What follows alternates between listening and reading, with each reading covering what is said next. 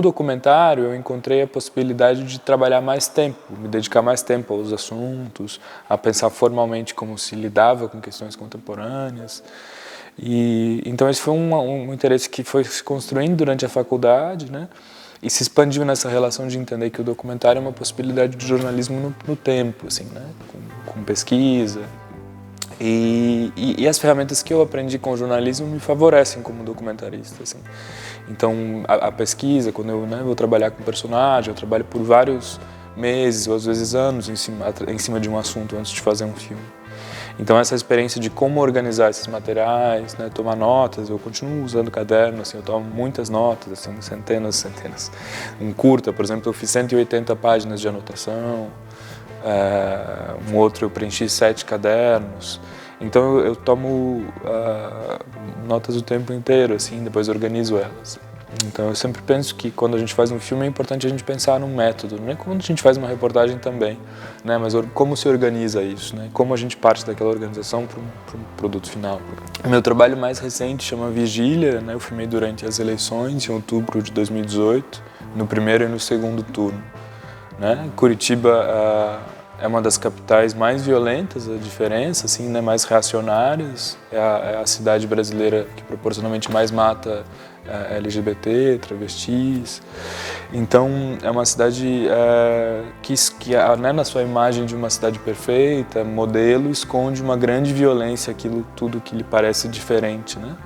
Ainda que seja a capital mais negra do Sul, por exemplo, a gente vê muito poucos negros ocupando, né, posições importantes na sociedade. Então a gente ainda é um país muito racista, evidentemente, mas Curitiba é exemplo disso, né? E a gente viu isso ganhar um peso maior nos últimos anos com a presença da Lava Jato, né, com uma ideia de combate à corrupção que está se mostrando um grande engodo, né? O Brasil investe muito pouco ainda em cultura. Os incentivos fiscais, né? A maioria deles, a cultura se utiliza de um número percentual muito pequeno, né? Um número muito pequeno de impostos que poderiam ser direcionados à tecnologia, etc. Vão à cultura, assim, é um número realmente muito baixo, mas se utilizou da cultura como algo a enfrentar, né? Como se a cultura fosse algo que não nos pertencesse. E claro, ele parte de um país onde boa parcela da população não tem acesso aos bens culturais, não vai ao cinema. Então ele está se dirigindo a essa população, a você que não vai no teatro, a você que não vai no cinema. Isso tudo é coisa de esquerda, isso é uma coisa... E daí tem uma pauta seguinte, que é que ele se dirige aos evangélicos, aos católicos mais fervorosos, dizendo que o que se constrói de cultura no país é contrário às suas crenças. Promove a diversidade que não é do cinema, mas é a do país, porque é um país diverso.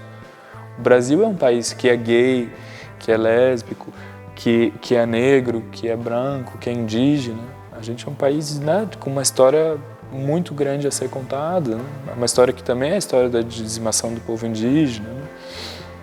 Então, a gente tem hoje uma série de cineastas, né?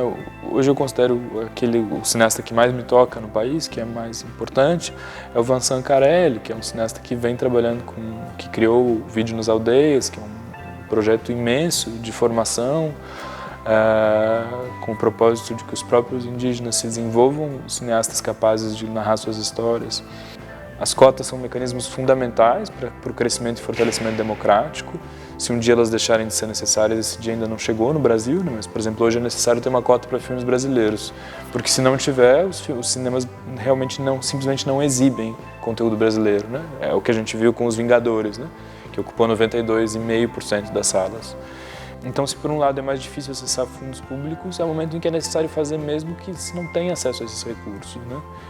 E então, se uma câmera como essa que a gente está usando para filmar essa entrevista é cara, você tem no seu bolso um celular, né? E o celular hoje filma com uma qualidade bastante boa, assim, e você tem um próprio meio de circulação nas redes sociais.